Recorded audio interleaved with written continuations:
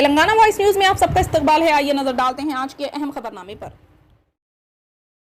طواف کعبہ ایک ایسا عمل ہے جو کم یا زیادہ تعداد کے ساتھ 24 گھنٹے جاری رہتا ہے. موسم گرم ہو یا ٹھنڈا، بارش ہو یا طوفان، طواف زائرین مصروف طواف نظر آتے ہیں. کل رات مکہ میں شدید بارش ہوئی. اطلاعات کے مطابق سڑکیں زیر آب آ گئی. الاخباریہ چینل کے مطابق مسجد الحرم میں عمرہ زائرین بارش کے دوران طواف اور عبادت میں مصروف رہے. انہوں نے دعائیں بھی کی. القرآن چینل سے بارش کے دوران طواف کے براہ راست مناظر دنیا بھر میں دکھائے گئے. واضح ہے کہ حرمین شریفین انتظامیہ نے مسجد الحرام کی خدمت پہ معمور متعدد سرکاری اداروں کے تعاون سے مسجد الحرام میں بارش کے مسائل سے نمٹنے کے لیے ہنگامی اسکیموں پر عمل درآمد شروع کر رہا ہے. حرمین شریفین انتظامیہ کی کوشش ہے کہ عبادت کے دوران زائرین کی سلامتی کو یقینی بنایا جائے. بارش کے دوران طواف نماز کے مقامات داخلی راستوں پر فوری طور پر پانی کی نکاسی اور فرش خشک کیے جانے کو یقینی بنایا جا رہا ہے. وزیر اعظم نریندر مودی اور مرکزی وزراء امیت شاہ، راجناتھ سنگھ، نتن گڈکری اور بھارتیہ جنتا پارٹی کے صدر جے پی نڈا سمیت 40 اہم لیڈر چھتیس گڑھ میں اسمبلی انتخابات کے دوسرے مرحلے میں انتخابی مہم کی کمان سنبھالیں گے.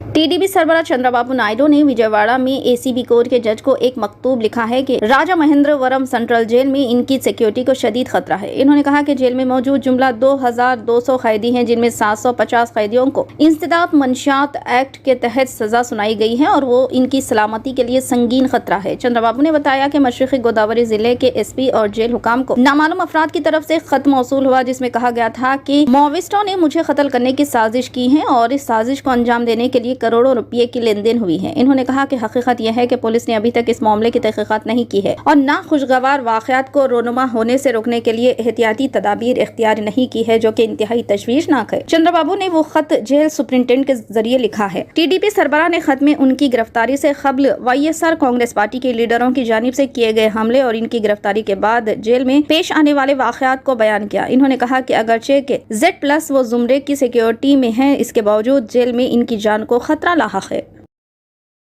کانگریس کے جنرل سیکریٹری پرینکا گاندھی وڈرا نے مدھیہ پردیش انتخابات سے قبل عوام سے اپیل کرتے ہوئے کہا کہ کانگریس پارٹی آئین کو بچانے اور بدعنوانی کو ختم کرنے کے مسئلے پر لڑ رہی ہے، لیکن جب تک عوام بیدار نہیں ہو جاتے اور صحیح پارٹی کا انتخاب نہیں کرتے اور جب تک وہ ووٹ نہیں دیتے، کچھ نہیں ہوگا.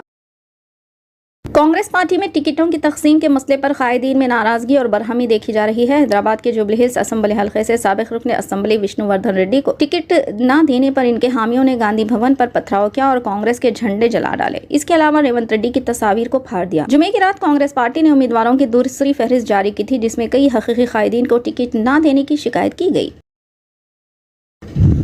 حیدرآباد کے پرانے شہر میں 30 لاکھ روپے نقد رقم پولیس نے تلاشی مہم کے دوران ضبط کر لی. اس سلسلے میں 3 افراد کو گرفتار کیا گیا، جن کی شناخت سرینیواس، سرسلم گوڑ اور سریش کے طور پر کی گئی ہے. ان تمام کا تعلق مشیر آباد اور بوئن پلی سے بتایا گیا ہے. پولیس کے مطابق سوزون ٹاسک فورس ٹیم کی جانب سے بڑا بازار یاقوت پورہ علاقے میں گاڑیوں کی تلاشی مہم انجام دی جا رہی تھی کہ یہ افراد مشتبہ حالت میں بیگ میں رقم لے کر جا رہے تھے. انہیں پکڑ کر پوچھ تاچھ کی گئی. وہ رقم سے متعلق صحیح جواب دینے میں ناکام رہے. شبہ کیا جاتا ہے کہ یہ حوالے کی رقم ہے. ٹاسک فورس نے ملزمین کو رین بازار پولیس کے حوالے کر دیا اور مصروف تحقیقات ہیں. یہاں یہ ذکر بے جانا ہوگا کہ انتخابی ضابطۂ اخلاق کے نفاذ کے بعد سے حیدرآباد میں جگہ جگہ پولیس کی جانب سے گاڑیوں کی تلاشی مہم انجام دیتے ہوئے بھاری رقم ضبط کی جا رہی ہے.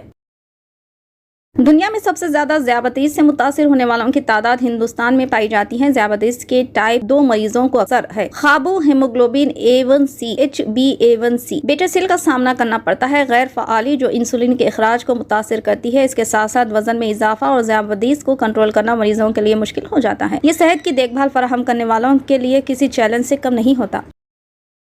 حکومت نے کہا ہے کہ اسرائیل نے جمعے کو غزہ کی پٹی میں مواصلات اور زیادہ تر انٹرنیٹ منقطع کر دیے. حکومت کے میڈیا آفس نے کہا کہ اسرائیل شمالی غزہ میں شدید حملوں کے بعد فضائی، زمینی اور سمندری راستوں سے قتل عام کا ارتکاب کرنے کے لیے یہ اقدام اٹھا رہا ہے. غزہ میں AFP کے صحافیوں نے تصدیق کی کہ وہ صرف محدود علاقوں میں بات چیت کرنے کے قابل ہے، جہاں وہ سرحد پار اسرائیلی نیٹ ورک سے رابطہ قائم کر سکتے ہیں. فلسطینی ٹیلی کام فراہم کنندہ جوال نے علاقے میں تمام مواصلاتی خدمات اور انٹرنیٹ کو مکمل طور پر منقطع کرنے کا اعلان کیا. جوال نے اپنے فیس بک پیج پر لکھا کہ گزشتہ 1 گھنٹے میں ہونے والے شدید بمباری نے غزہ کو بیرونی دنیا سے ملانے والے باقی تمام بین الاقوامی تمام راستوں کو برباد کر دیا. فی الحال کے لیے اس خبرنامے میں بس اتنا ہی. دیکھنے کے لیے آپ کا بہت بہت شکریہ. اگر آپ نئے ہیں اس چینل پر تو سبسکرائب ضرور کر لیں اور بیل آئیکن کو دبا لیں تاکہ ہماری ہر خبر آپ تک پہلے ملے.